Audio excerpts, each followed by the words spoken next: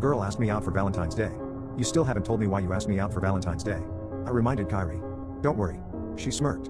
If you haven't figured it out by the end of the night, I'll tell you. Her gloved finger slid between mine and she gave my hand a little squeeze. I couldn't believe this was happening. I had a crush on Kyrie since the moment we met. Even though she'd shown up at my apartment with a guy I couldn't stand. Johnny was my roommate's best friend.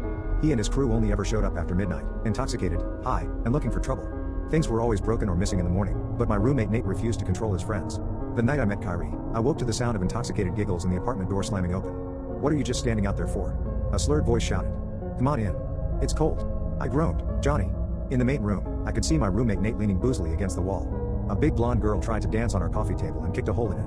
Meanwhile, Johnny was ranting about a band he hated and preparing a line of coke on a handheld mirror. Blood rushed to my head. I was shoving my way toward him before I had time to think. My parents had struggled with addiction all their lives, and a dirty needle had been my mother's death sentence. I didn't want to see that stuff, didn't want it in my home, where I lived. Put that away. Get it out of here, I snapped. Come on, man. It's my party fuel. Don't like it? Go back to bed, Johnny sneered. A short girl with frizzy brown hair watched me carefully. It's his house, Johnny. His rules. The girl rolled her eyes. Don't like it? Get your place instead of mooching off of Nate all the time. Johnny turned red and glared at me, but he also put the coke away. Kyrie introduced herself, but I can't remember anything about the conversation. I was too focused on her dark hazel eyes and how my heart was racing in my chest. After the party, she did something none of Johnny's friends had ever done. She stayed to help clean up. By the way, Kyrie asked, wiping a red Jell-O shot off of the counter, what are you doing for Valentine's Day? Well, it's a Tuesday, so probably work and then the gym. I laughed, then started rambling. I couldn't help myself. I mean, I'm sure I'll end up getting on a dating app or going to a bar because nothing's worse than sitting at home alone on Valentine's Day. How about I pick you up at 8? Kyrie asked. My jaw dropped. At some point, I must have nodded, because here I was, on my first date of the new year. If it was a date. Even when we walked hand in hand into the ice skating rink, I wasn't completely sure what I was doing there. Unsurprisingly, the skating rink was packed with couples. Some twirled, others stumbled, but as we laced up our skates, Kyrie pointed to a young man and a 5-year-old child. Look at those two. What do you see? She whispered to me. A single dad, I guess? I grasped for more details. The handsome young man held the boy's hand, teaching him. They're both struggling, so I guess it's their first time here, and judging from the way he keeps looking around and checking his watch, he's probably meeting somebody here. You notice things? Kyrie raised an eyebrow, impressed. That's one of the things I like about you. Keep watching. We made our way onto the ice. I did my best to keep an eye on the pair in the sea of skaters. A strikingly beautiful woman with raven hair stepped effortlessly onto the ice, all smiles. The man grinned and waved. His date was here. He embraced her, but his boy tried to pull away. The kid stomped skated away, looking over his shoulder with wide-eyed fear. His father and the new date followed. The man barely seemed to notice his son. He just stared into the woman's eyes dreamily and allowed her to lead him around the ice. I had to admit, I understood the feeling. I couldn't say exactly what it was that made the raven-haired woman so special, but it was hard to look away from her. She twirled her date gracefully and pressed him against the rink barrier. Leaning in close, she whispered something into his ear. He lay back and closed his eyes, savoring it. Like he couldn't believe his luck. Meanwhile, the boy was running out of energy. He grabbed his knees, panting, and the raven-haired woman shot across the ice toward him like a swooping owl. An expert skater, she clamped a hand over his mouth with one hand and guided him to the exit with the other. It was over before I could react, before I even realized what was going on. A sea of happy couples blocked my path to the door. The boy's father rubbed his eyes, glancing around like a man waking from sleep. Then the panic set in. He stumbled around the ice, grabbing people, asking if they'd seen his son. Kyrie tugged my hand gently, urging me to follow. But by the time we reached the packed lobby and clumsily pulled off our skates, I knew that it was already too late. The raven-haired woman and the boy were long gone. I stared, slack-jawed, at the man's babbling attempt to explain what had happened to the rink attendant. Kyrie tugged my hand again. We should go. You knew. In the snowy darkness of the parking lot, I confronted Kyrie. How? She smirked and kept walking. Hey, I shouted, that man's son could be in danger. What's going on? As I said, you notice things. I'm confident you'll figure it out. Kyrie looked up into the cloudy night sky and sighed, an unreadable expression on her face. But first, you sound like you need a drink. I know a club downtown. XXY. Read the pink and purple neon letters above the solid metal door. I'd never heard of this place or even this street before. But then, I hadn't been to a club since college. I hoped Kyrie wouldn't expect me to dance. A burly white guy in a skin-tight black t-shirt nodded to Kyrie and opened a solid metal door. A feeling of foreboding filled me as I looked down the dark staircase on the other side. How much did I know about Kyrie? Did I want to go down there with a girl whom I'd only known for a few hours? With a girl who just watched a live kidnapping and done nothing to stop it? Kyrie looked up at me with her dark, curious almond eyes. Before I knew it, we checked our coats and descended into XXY. With the glowing red lights, fog machine, and writhing shapes, the club reminded me of hell. The heat from so many dancing bodies made it about as warm, too.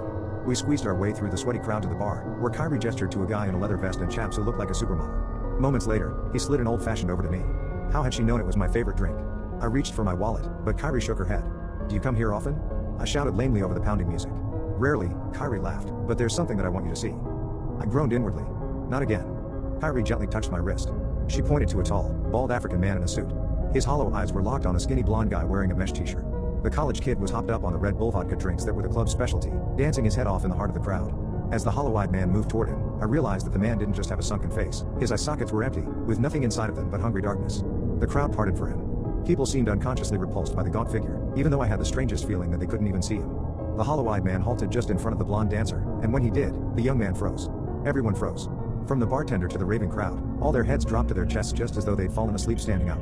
Deafening dance music boomed from the speakers for a completely still and silent crowd. The hollow-eyed man lifted the blonde dancer's chin, their lips clamped together in a violent kiss. The dancer's throat grew swollen, bulging as the hollow-eyed man sucked the life from him. I tried to move, but couldn't. I was just as paralyzed as everyone else. It felt like an eternity before the dancer crumpled to the ground, a hollow sack of skin and bones.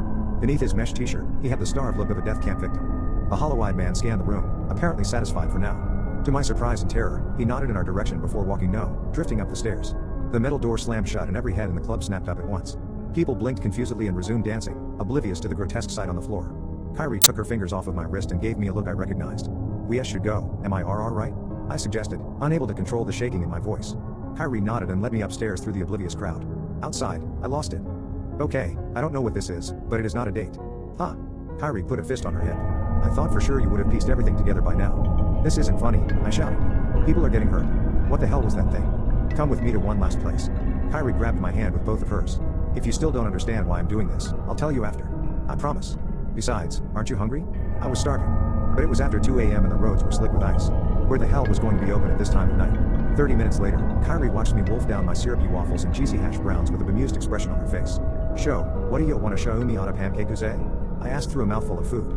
"I just wanted you to eat a nice meal so you don't start feeling faint," Kyrie smirked. "Don't you believe me?" I shook my head. "I just saw a guy get his guts sucked out like he was a goddamn crazy straw. I'm not sure what to believe anymore." "Good. That means you're getting closer to the truth." Kyrie ran her fingers up my forearm. "Come to the bathroom with me." "What? Here? Now?" I looked around incredulously. Kyrie lifted an eyebrow and guided me toward the restrooms. I blushed, sure that someone would see when Kyrie yanked me by the collar through the door of the men's restroom. There was no one standing at the 3 sticky urinals or sitting in either of the 2 stalls, no one whom I could see. Anyway, Kyrie took me into the smaller stall, locked the door, then pulled me up so we were both standing on the toilet lid. There was barely enough room on the white plastic for both of us. I could feel our chests pressed together, her fingers on my back. The restroom door flew open and a guy in dirty black boots staggered in. "Dumb slut," he moaned to himself as he struggled to find his zipper. "I spent like $30 on her tonight. She owes me." Through the crack in the stall door, I could see where the intoxicated braced himself against a urinal. It was Johnny. From where he stood, pissing, he couldn't see the pale, naked, genderless figure that was crawling out of the ceiling tile and down the wall. Kyrie covered my mouth for a split second before I screamed. The pale thing approached Johnny silently from behind until its gnarled toes were practically touching his heels. Oblivious, Johnny zipped up.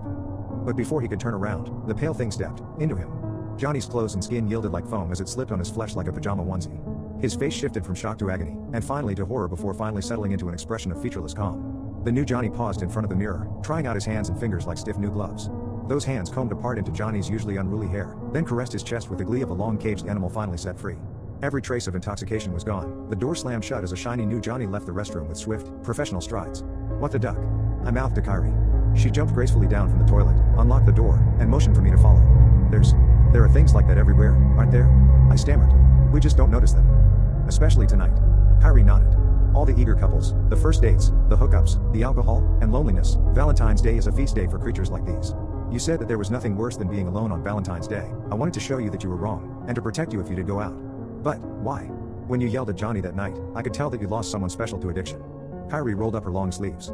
"The track marks were too obvious. I couldn't stop myself from reaching out to touch them." "I did too," Kyrie went on. "Myself." 2 horrible truths struck me at once. There was no pulse in the veins beneath my fingertips, and according to the mirror across from us, I was alone in the men's room. I was already on my way out from an odd when my sire sunk her fangs into my neck. "It's a shame. If we'd met when I was still alive, we might have been very happy together." I backed away until my back pressed against the cold tile wall. "I hope you heed my warning when I tell you to hurry home, and that you remember this lesson for next year." Kyrie smiled. "The night is young, you see, and I still need to feed."